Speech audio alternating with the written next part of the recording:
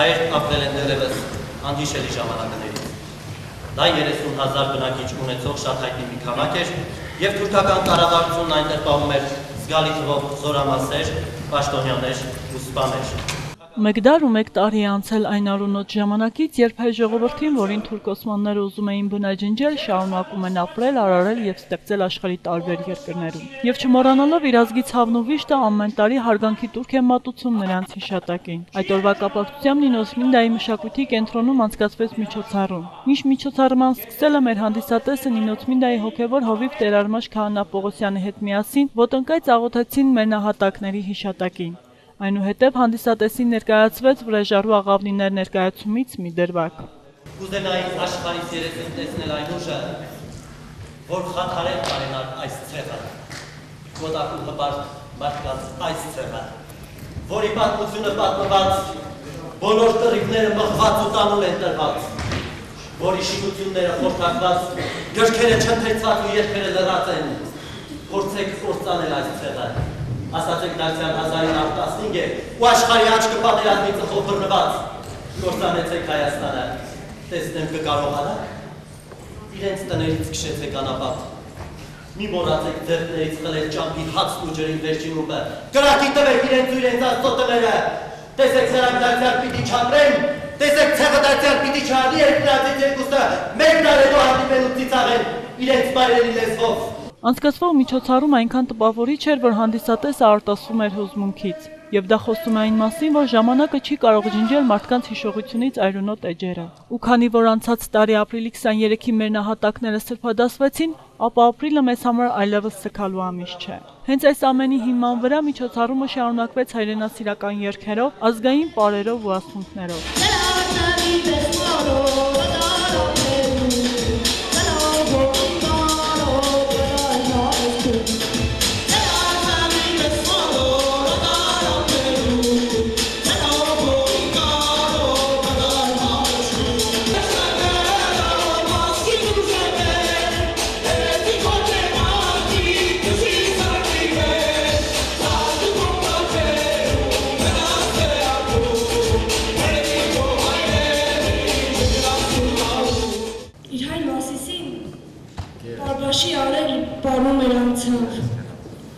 Եվ լսեց հայոց եղևնի մասին,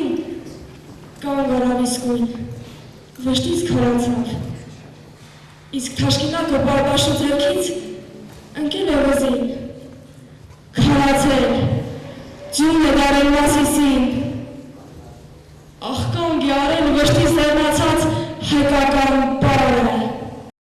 Հայոց ցեղասպանության 100-ամյա տարալիցի ժամանակ կարգախոսը ընտրվեց «Հիշում եմ և պահանջում» նախադասությունը, որը հիշեցնում է հայ ընտանիքների պատմությունը, հայերի վերապրած ողբերգության պատմությունը և ամբողջ աշխարհին ներկայացնող պահանջը։ Այսօր հայ ժողովուրդը չմոռանալով իր պատմությունը համարձակ հայացքը հառելով դեպի առաջ, նայում է լուսավոր ապագային։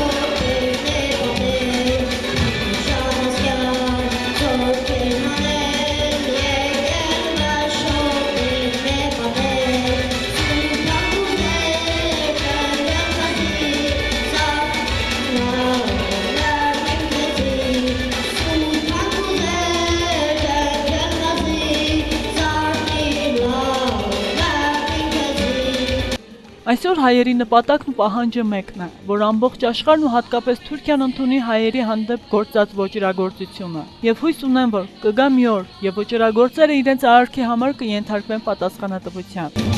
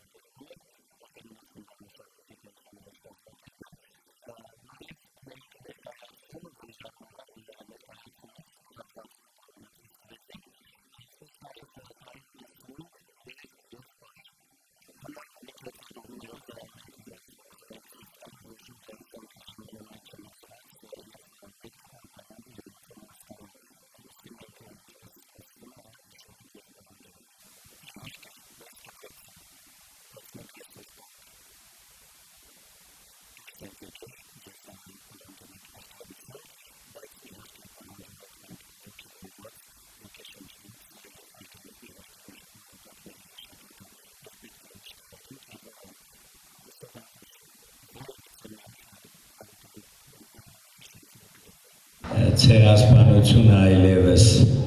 ողբերգության տարելի չէ մեզ համար։ Նա արդեն հանցագործության, մարդկության նկատմամբ ոճրագործության նշման տարելից է։ Նահատակները այլևս լացի եւ որոտման նահատակներ չեն, այլ սրբադասված նահատակներ նոր նահատակների քաջագործության կանչելու համար։ Փոխվում է հայ ցեղասպանության, հայոց մեծ եղեռնի բուն բովանդակությունը, այն դառնում է միջազգային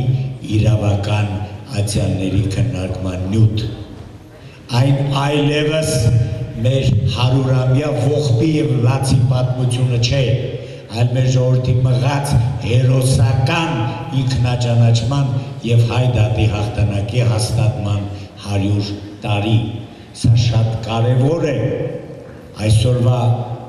իրադարձությունների պրիզմայի վրա, երբ մենք միայն ապրիլ ամսին կորցնում ենք շուրջ 100 հայորդիներ, նույն 1,5 միլիոն նահատակների սրբացած արձագանքն է։ Դեր հորասած այս միասնության, այս կազմակերպվածության արտահայտությունը եւ ապացույցն այն բանի, որ մեր ժողովրդի կենսագրության մեջ այս 100 տարին լոկ պատահական տարիներ չեն, այլ ազգը համախմբելու, ազգի վաղվա օրը կռելու եւ ծուլելու անհրաժեշտ ժամանակ, ժամանակի եւ տարածության անհրաժեշտ մասը։ Եվ այսօրվա միջոցառումը եւս մեր ողջ ցեղասպանագիտության եւ ցեղասպանության մասին հայ ողջ գրականության ամբողջ եզրույթի մեջ մասեր, որոնք գալիս են դեռ այն ժամանակներից, երբ մեր շրջանում առաջին անգամ հայ աշխարհում ընդհանրապես բեմահանվեց, բեմադրվեց Բերձեյթունցյանի ոտքի դատարանն է գալիս ներկայացումը։ Ապրեք բալիկներ, հրաշալի էր ամեն ինչ, ասեք չար շնորհակալություն մեր դերասաններին, մեր ռեժիսորին, մեր երգչուհիներին, երգիչներին, բոլորին։ Այստեղ որակը կարևոր չէ, այստեղ սիրտն ու զգացմունքն է, դա ապահովված է։ Քո մեջով գդար պայծառ նայելու, մարդկանց, ազգերին, զարթնող աշխարհին եւ խոցված ձեռքով զինագրվելու եղբայրության նոր գաղափարներին։ Դու որ մեծերիդ մահը քաղաքում դեռ սուքերի մեջ չարեն ծնեցիր ու ողջակից ողջ սիրտդ նետեցիր կարմիր գալիքի հրին բորբոքում, որ այդ բոցերում զտված, նորոգված, նորից շայթքեցիր եղեգան փողից, որ ուրիշ է քո հատուցման ուղին, քեզ կյանքի ուրիշ ճամփա է դրված, դու պիտի վրեժառնես ապրելով համար հազարապատիկ, ավերումի դեմ քո ստեղծելով, ավեր բանի դեմ քո Երևանով, աքսորների դեմ խունանապատից, նորից տուն դարձող քո քարավանով, դու պիտի ապրես այսպես սրանով։ Իսկ ես ուզում եմ եւս մեկ անգամ կրկնել հայ մեծ բանաստեղծ Պարուս Սևակի տողերը։ Մենք մեզ ոչ մեկից չենք գերադասում, բայց մեզ էլ գիտենք, մեզ հայ են ասում։ Եվ ինչու պիտի չպարտանանք, մենք կանք, պիտի լինենք ու դեռ շատանանք։